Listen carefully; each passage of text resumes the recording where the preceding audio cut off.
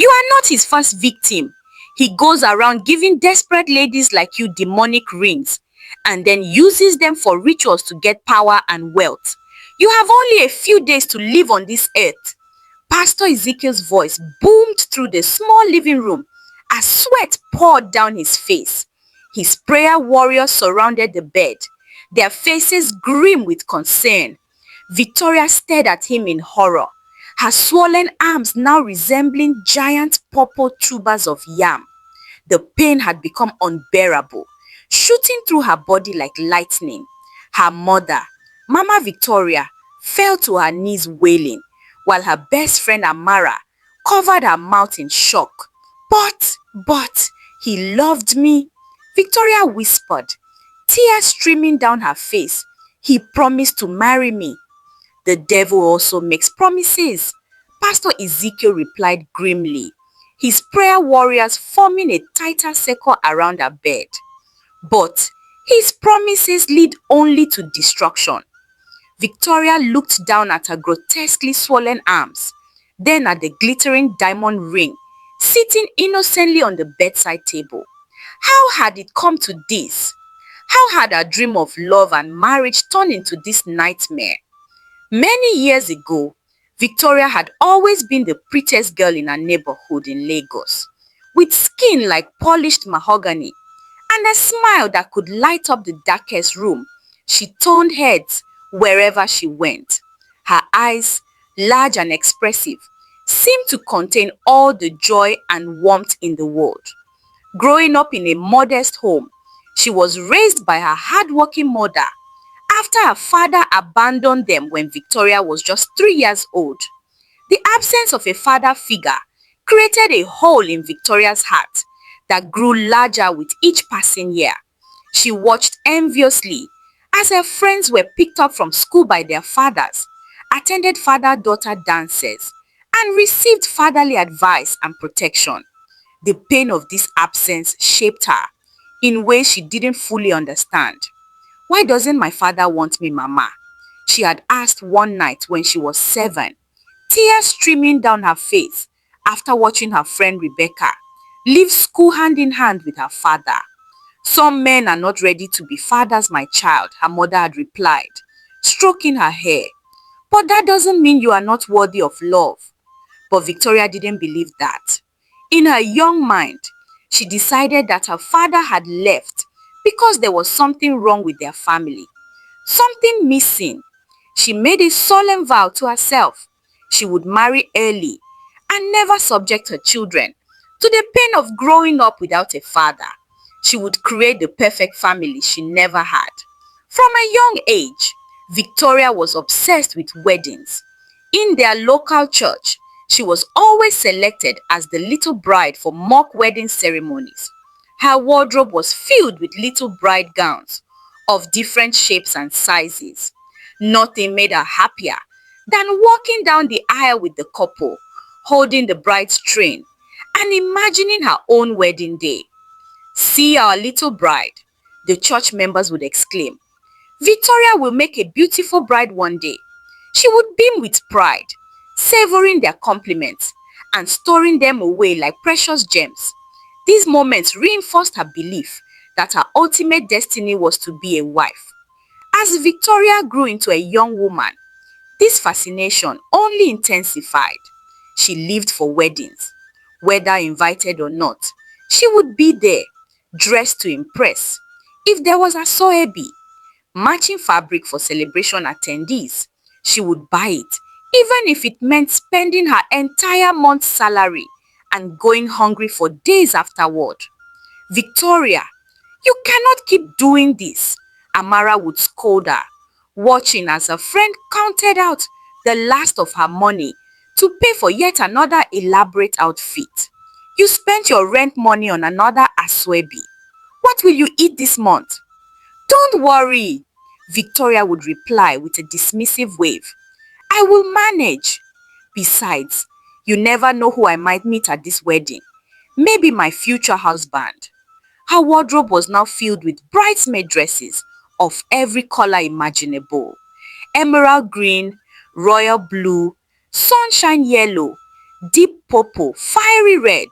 There wasn't a weekend when Victoria wasn't attending a wedding, hoping to find a suitable match.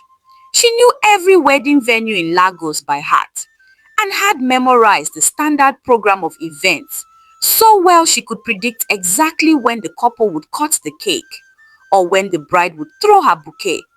But at 29, with her 30th birthday approaching quickly, Victoria remained single. Her last 7 boyfriends had all left her for one reason or another, each departure chipping away at her self-esteem but somehow strengthening her resolve to find a husband. "You're too desperate for marriage," Anthony had told her after 3 months of dating. "You're trying to plan our wedding when we barely know each other." "My mother doesn't approve of your tribe," Michael had claimed after meeting her family. "She wants me to marry an Igbo girl." The most recent one, Emmanuel, had been brutally honest. "Get a life and stop fantasizing too much about marriage. There's more to life than being someone's wife." He had blocked her number immediately after delivering this final blow. Despite these setbacks, Victoria remained determined to be engaged or married before turning 30. When her cousin's friend invited her to a wedding at the prestigious Harbour Point Event Center, she saw it as another opportunity. She spent her last 20,000 naira on professional makeup. Her hair was sleek and perfectly laid, with extensions that cascaded down her back like a waterfall. She chose her most flattering outfit, a fitted blue lace dress that accentuated her curves and made her skin glow even more. Victoria deliberately arrived late to the reception, ensuring all guests would be seated and all eyes would be on her as she made her entrance. As expected, heads turned when she walked in. She made her way to her assigned table, swaying her hips slightly, enjoying the attention. The hall was beautifully decorated with white and silver drapes, crystal centerpieces, and soft lighting that created a romantic atmosphere. A couple of hours into the celebration, as the MC was announcing the couple's first dance, a handsome man approached her table. He wore a crisp white agbada that seemed to shimmer under the reception lights, with a gold Rolex gleaming on his wrist. His clean-shaven face sported a perfect smile, revealing teeth as white as his outfit. "Is this seat taken?" he asked, pointing to the empty chair beside her. His voice was deep and smooth, like honey. "No, please sit," Victoria replied, her heart racing. She discreetly checked her reflection in her compact mirror, making sure her makeup was still flawless. "I'm Benjamin," he said, extending his hand. "Victoria," she responded, taking his hand and feeling a slight tingle at his touch. His palm was soft, his grip firm but gentle. They chatted briefly about the wedding, the couple, and how beautiful the ceremony had been. Benjamin was articulate and charming, laughing at all her jokes and complimenting her intelligence. Then Benjamin leaned closer and whispered, "I want the next wedding we attend to be our wedding, you and I." Victoria blushed deeply. She loved the sound of that. They exchanged contacts after the wedding, and Benjamin messaged her immediately after she left, asking if she had gotten home safely. The message made her heart flutter. Within days, they were chatting as if they had known each other for years. Victoria told him everything about herself, her job as an administrative assistant at a small farm, her mother, her dreams, her fears. She told him about her father's abandonment and her desire to create a stable family for her future children. Benjamin listened attentively, offering comfort and understanding. Benjamin, however, was more guarded. He said he was into real estate and that he was an orphan. The only family he had was an uncle who worked offshore in Port Harcourt on an oil rig. My uncle raised me after my parents died in a car crash. When I was 12, he explained, during one of their dinner dates at an exclusive restaurant overlooking the Lagos Lagoon. He's the only family I have left. He's like a father to me. In just a few weeks, they became inseparable. Benjamin took Victoria on lavish dates to the best restaurants in Lagos. He introduced her to his friends, successful-looking men who drove expensive cars and wore designer clothes. They always treated Victoria with respect, calling her our wife and telling Benjamin he had found a gem. Benjamin showered Victoria with gifts, a new iPhone, designer bags, expensive perfumes from brands she had only seen in magazines. He paid for a stylish makeover at an upscale salon, telling her that she deserved to look and feel like the queen she was. "Victoria, I think I'm falling in love with you," he told her one night, as they sat on the balcony of his luxurious apartment overlooking the Lagos Lagoon. The city lights twinkled below them like earthbound stars. "I want to marry you." Victoria was ecstatic. She immediately called Amara to share the news, her voice high with excitement. "Are you serious? You barely know this man," Amara exclaimed. "You're moving too fast, girl. You don't even know where he lives permanently or anything about his family. It's been barely 3 months, and he's already talking marriage. I know his house, and he explained about his uncle who works offshore," Victoria defended, irritated that her friend couldn't simply be happy for her. "He'll take me to meet him when he comes on shore. I love Benjamin. I trust him, and I'm ready for the next stage." Amara sighed heavily. "Just be careful, Victoria. Remember what happened with Emmanuel and Michael? They also made promises." "Benjamin is different," Victoria insisted. "He's successful, mature, and he knows what he wants. And what he wants is me." But Amara wasn't listening. She was caught up in her love bubble, floating on cloud nine. Benjamin continued to shower her with love, gifts, and money without her asking.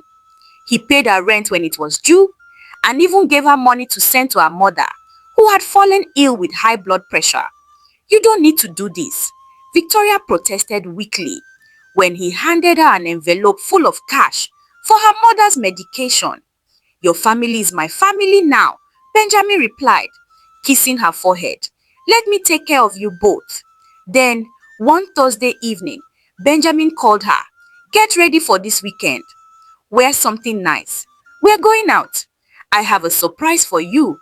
Victoria was giddy with excitement. She spent the next day shopping for the perfect outfit, settling on a red figure-hugging dress that Benjamin had bought her the previous month. She had her nails done, chose her most elegant jewelry, and spent hours practicing different hairstyles before settling on a sophisticated updo. On Saturday evening, she met him at an upscale lounge in Victoria Island, an exclusive area of Lagos, known for its luxury establishments.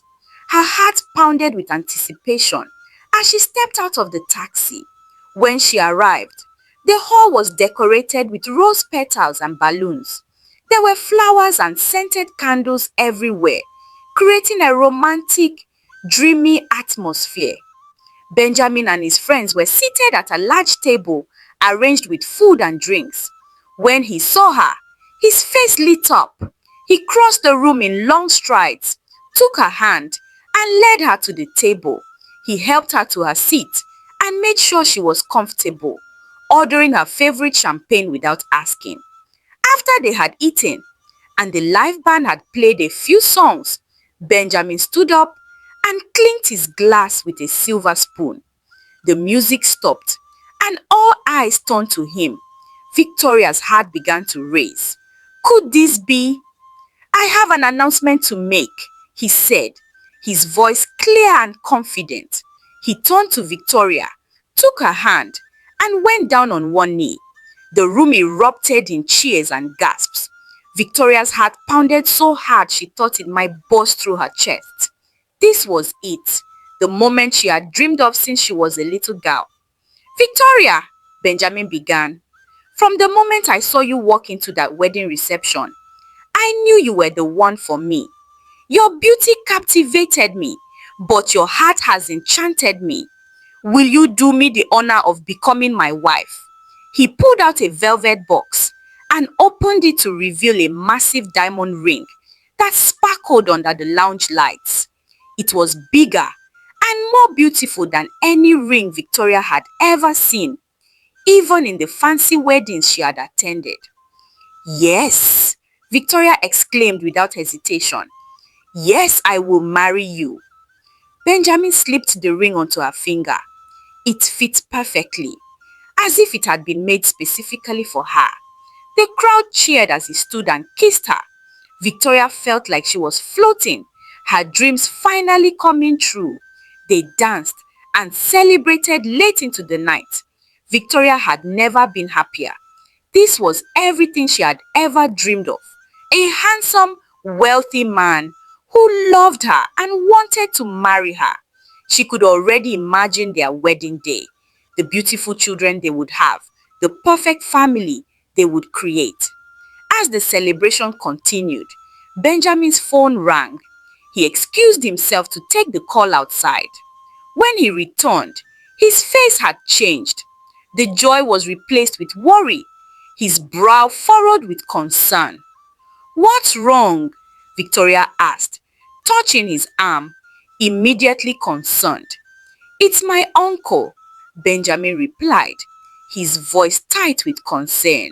"There's been an accident at the offshore rig. He's hurt, and as his next of kin, they need me there urgently." "Oh no, is he okay? What happened?" Victoria asked, her happiness momentarily overshadowed by concern. "I don't know the details yet. They said there was an explosion and several workers were injured. I need to get to Port Harcourt immediately." He ran his hand over his face, looking genuinely distressed. "Of course you must go to him right away," Victoria said, squeezing his hand supportively. "Family comes first." Benjamin dropped her off at her apartment in his white Range Rover.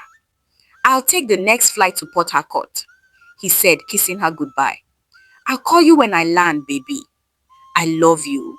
"I love you too," Victoria replied, watching him drive away, already missing him, but proud of the man she was going to marry. A man who valued family as much as she did. She entered her apartment, unable to contain her joy, despite the worrying news about Benjamin's uncle. She stared at the massive diamond on her finger, then took pictures of it from different angles, marveling at how it caught the light. She posted the images on Facebook, Instagram, TikTok, and her WhatsApp status with captions like "2025 bride and God's time is the best" and "dreams do come true." Congratulatory messages poured in from friends, family, and even acquaintances she hadn't spoken to in years. Her phone wouldn't stop buzzing with notifications. Even her mother called, crying tears of joy. "My daughter, God has finally answered our prayers," Mama Victoria said. "When will we meet this young man who has stolen your heart?" "Soon, Mama. His uncle had an accident, so he had to rush to Port Harcourt. But he'll be back soon. Then we'll come to see you together." "I can't wait. I have prayed for this day for so long." Her mother's voice was thick with emotion. "Your father's absence will no longer define your future." That night, as Victoria slept with her ring still on her finger, she felt a burning sensation. It was so intense that it woke her up from a deep sleep. Her finger felt like it was on fire, as if the ring had become a band of molten metal. She sat up, gasping in pain and confusion. She tried to remove the ring, but it seemed to have become tighter, biting into her flesh. After struggling for several minutes, twisting and pulling until she was sweating from the effort, she managed to pull it off. The relief was immediate. but her finger was red, swollen and sore, with a visible indentation where the ring had been. Victoria examined the ring under her bedside lamp. It looked normal, a beautiful diamond set in what appeared to be white gold or platinum. There was nothing unusual about it, nothing that would explain the burning sensation. She placed it on her nightstand and went back to sleep, attributing the incident to an allergic reaction, or perhaps the ring next being morning, slightly too small. She tried to wear the ring again, wanting to show it off at work, but the same burning sensation returned, even more intense than before. It felt like someone was holding a flame to her skin. She quickly removed it, wincing in pain. Her finger was now more swollen and sensitive, with an angry red circle around it. She didn't think much of it, assuming it was just an allergic reaction to the metal. I'll ask Benjamin to get it resized and maybe change the metal when he returns, she thought, placing the ring back in its velvet box. She tried calling Benjamin to tell him about her arrival at work and the ring issue, but he didn't answer. She wasn't worried. He was probably busy with his uncle's situation. He called back hours later, sounding tired and stressed. "Things are bad with my uncle," he said, his voice hoarse as if he had been awake for days. "He collapsed at work and is in critical condition. I'm going offshore today to see him. You might not be able to reach me for some days, but I'll call you as soon as I can." "I understand," Victoria replied, pushing aside her disappointment. "Take care of your uncle. I'll be praying for him." "Thank you, my love. And how are you? How's my beautiful fiancé?" Despite his evident fatigue, there was warmth in his voice when he asked about her.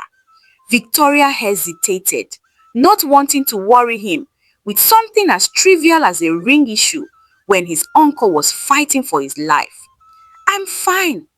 "The ring, it's a bit tight. My finger got swollen." "Oh, that's normal. New jewelry can sometimes cause minor irritation. It will pass. I have to go now. The helicopter to the rig is waiting. Love you."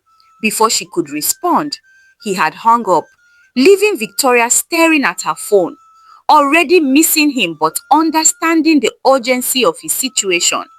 Over the next few days, Victoria noticed that the swelling was spreading. It moved from her ring finger to her other fingers, then to her entire hand, and finally to her wrist. The skin turned a deep, angry red, then began to take on a purplish hue. It felt hot to the touch and throbbed constantly. She bought over-the-counter anti-inflammatory drugs, thinking it was a bacterial infection, but nothing helped. The swelling continued to spread up her arm at an alarming rate. By the end of the week, her entire forearm was affected.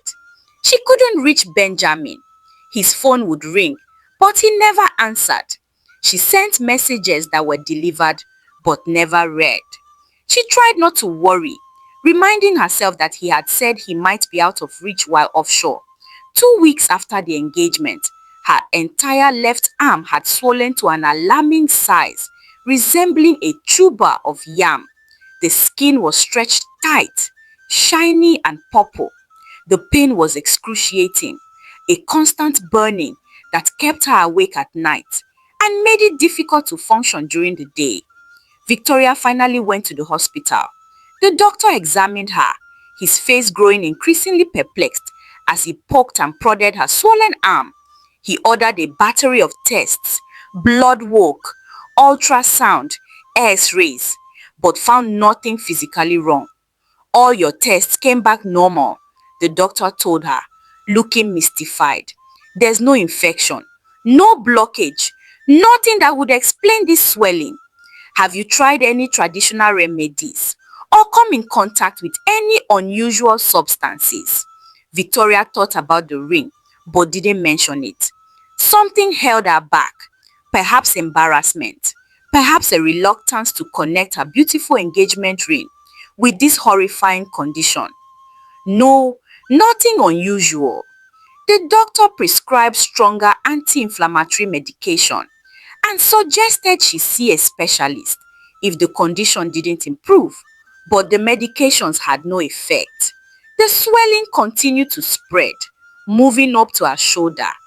By the third week, Victoria still hadn't heard from Benjamin, and her condition had worsened dramatically. The swelling had spread to her right arm as well. She was in constant pain and could barely move. She couldn't walk, couldn't cook, couldn't even dress herself. Fear gripped her heart as she realized this was not a normal medical condition. She finally called Amara and her mother.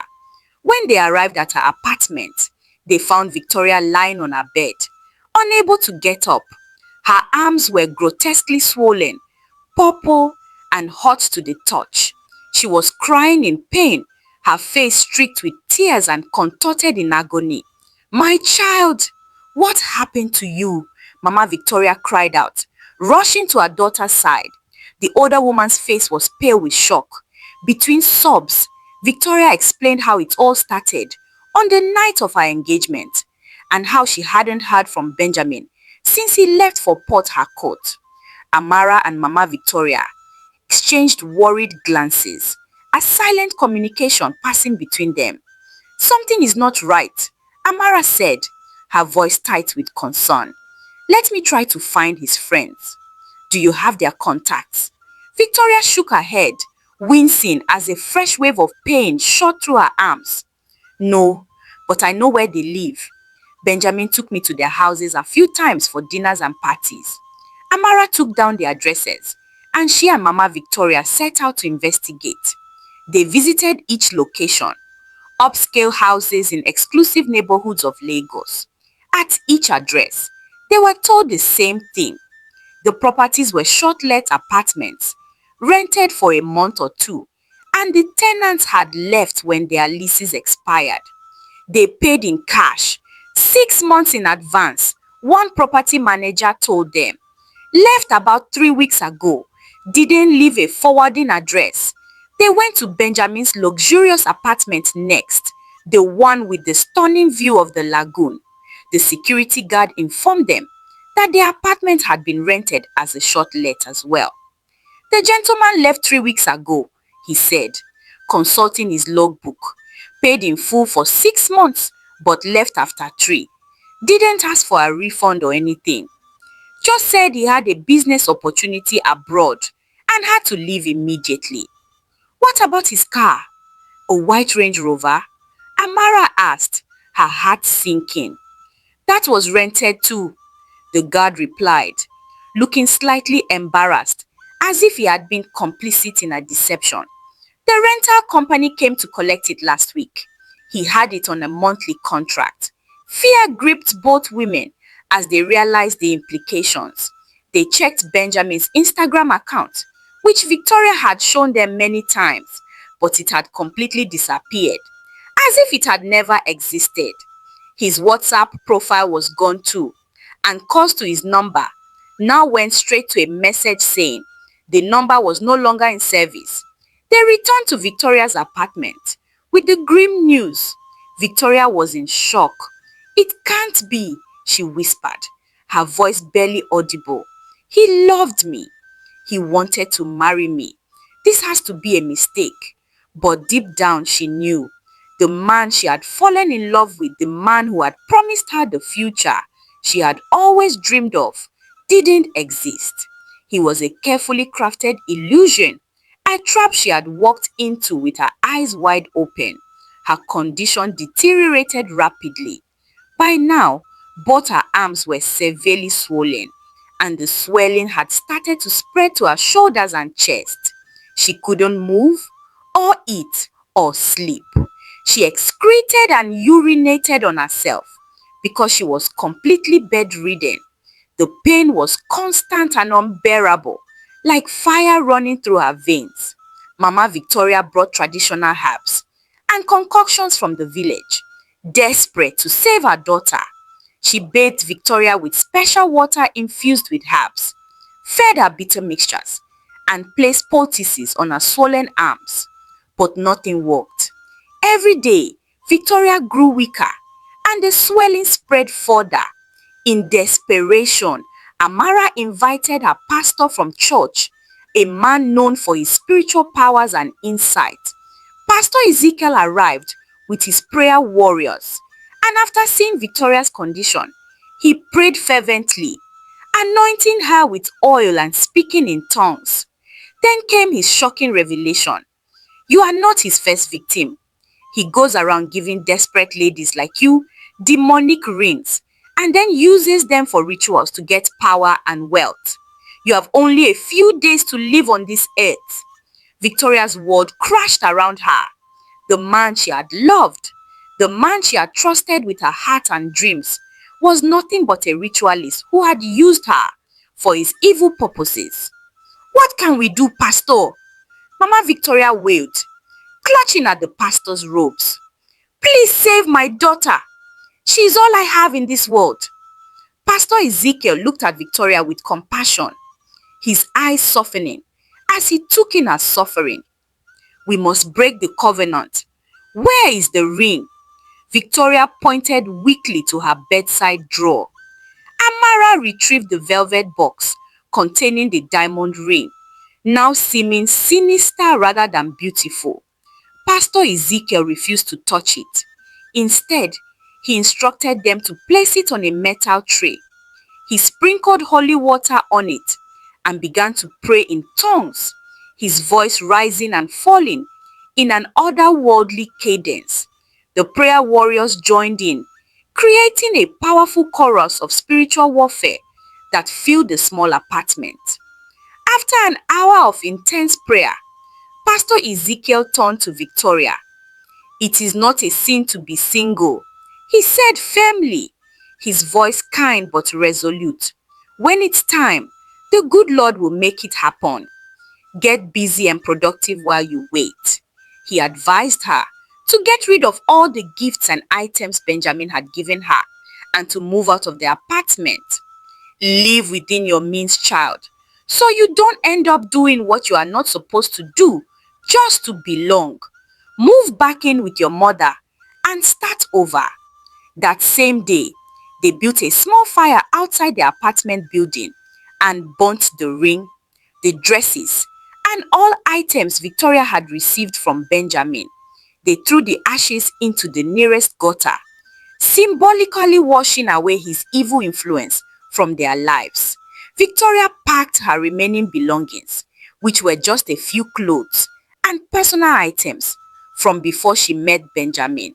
Her mother and Amara got a taxi to take her to the mainland, where her mother lived in a small 2-bedroom apartment. Pastor Ezekiel gave her palm fronds to pray with every day at midnight and midday. This is a spiritual battle, he explained. You must fight with spiritual weapons. Victoria and her mother prayed fervently, as if their lives depended on it. And indeed, Victoria's did. They followed the pastor's instructions to the letter, reciting the psalms he had prescribed and anointing Victoria's swollen arms with the oil he had blessed. Each day brought small improvements. The swelling began to subside and the pain lessened. Life and shine started returning to Victoria's body. Her bloated arms started deflating like footballs losing air. On the 7th night, Victoria had a dream. In it, Benjamin approached her in the same restaurant where he had proposed, surrounded by his friends. He was holding the diamond ring, smiling that perfect smile that had once made her heart race. But this time, instead of accepting his proposal, Victoria hit him with her handbag and shouted, "Holy Ghost fire! Evil man! God punish you!" She woke up with a start, sitting bolt upright in bed. She felt as if a weight had been lifted from her chest, as if chains that had been binding her had suddenly snapped.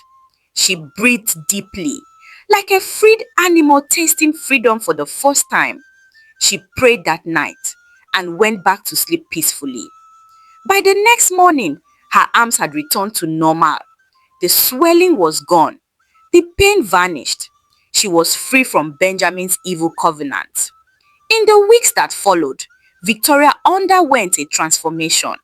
She got rid of all her bridesmaid dresses, donating them to a local charity. She told herself that when the time was right, marriage would happen naturally, without a desperate pursuit. Marriage is not by force or a competition, she reminded herself daily. It is a blessing that comes in God's time. She stopped attending weddings that didn't directly concern her. Instead, she used her money to start a small business making yogurt, zobo and snacks. With her savings and a small loan from Amara, she bought the necessary equipment and ingredients. Victoria approached school principals and pitched her business to supply their schools during lunch breaks. Her products were delicious and affordable, and soon she was supplying many school cafeterias with snacks and drinks. Her business grew steadily, and she began making enough money to support herself and help her mother. She dressed moderately and modestly now, focusing on her business rather than on finding a husband. She found joy in her independence and in the growth of her small enterprise. "Look at you," Amara said one day, visiting Victoria's small production kitchen. "You're glowing. Success looks good on you." Victoria smiled, realizing it was true. She was happier now, more fulfilled than she had been during all those years of desperate husband hunting. One Saturday afternoon, 6 months after her ordeal, a woman who had tasted Victoria's snacks at her son's school called her. "My son is turning 10 next weekend," the woman said. "He loves your chin chin and yogurt. Would you be able to supply snacks and drinks for his birthday party? We're expecting about 30 children." Victoria happily accepted the job. On the day of the party, she arrived early, dressed in a neat t-shirt with her brand name printed on the front, paired with comfortable jeans. She set up her table, arranging her colorful drinks and neatly packaged snacks. The children loved her treats, and parents kept coming to her table to compliment her and ask for her business card. As she was packing up after the party, a man approached her. "Let me help you with those," he said, reaching for the heavy coolers she was struggling to lift. Victoria looked up to see a handsome man dressed in a neat native attire. He had kind eyes and a genuine smile, not the too perfect smile that Benjamin had worn like a mask. "Thank you," she said, allowing him to help. "I'm David," he introduced himself as they loaded the coolers into her small truck. "My sister is for me, the host. Your snacks were delicious." The children couldn't stop talking about them. They exchanged pleasantries, and Victoria left, not thinking much about their brief encounter. She was no longer desperate to see every man as a potential husband. A few days later, she received a call from an unknown number. "Hello, is this Victoria, the snack lady?" a male voice asked. "Yes, speaking," she replied, balancing her phone between her ear and shoulder as she stirred a large pot of zobo. "This is David. We met at my nephew's birthday party. My sister gave me your contact. Your snacks were delicious, and I was wondering if I could place an order for my office meeting next week." Victoria took down his order, and when she delivered it to his office, she discovered that David owned a successful fashion brand specializing in men's clothing. His designs were modern, yet rooted in African aesthetics, and his workshop employed several young Nigerians, providing them with skills and livelihood. David ordered from her regularly, and they developed a friendship, unlike her relationship with Benjamin, which had been a whirlwind of grand gestures and lavish dates. Her connection with David grew slowly and steadily. He respected her business and admired her work ethic. She appreciated his creativity and kind heart. After 6 months of friendship, David asked her out on a proper date.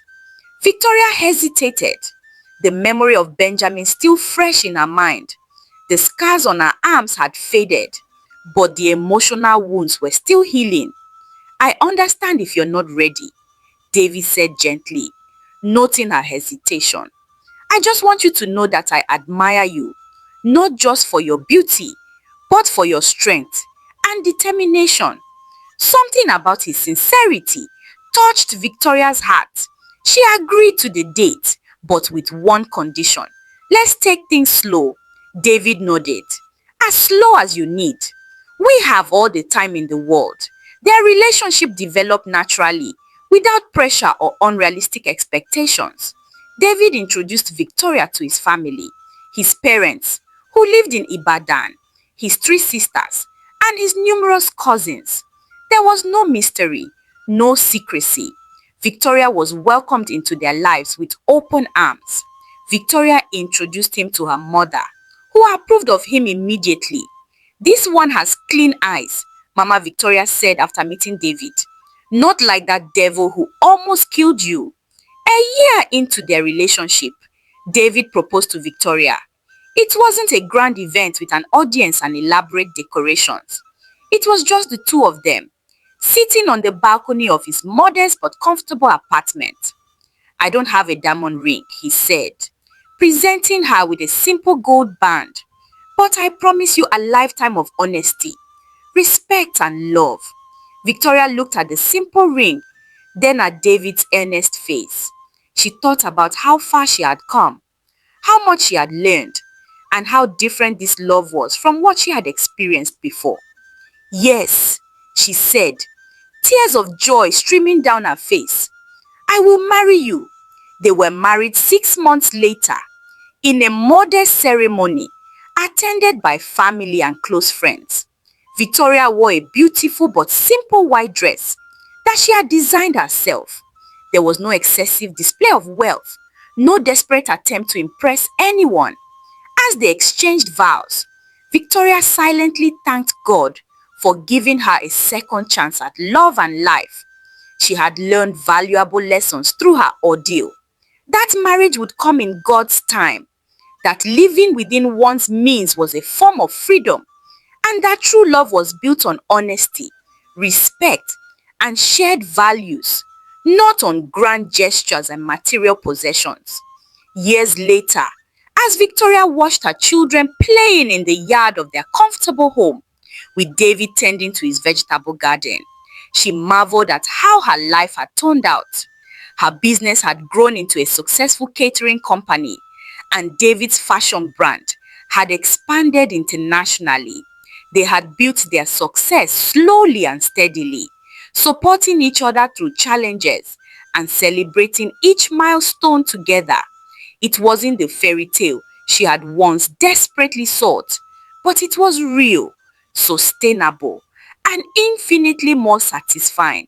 Sometimes, Victoria would look at the small scars on her arms, the only remaining evidence of her encounter with evil, and remember how close she had come to losing everything.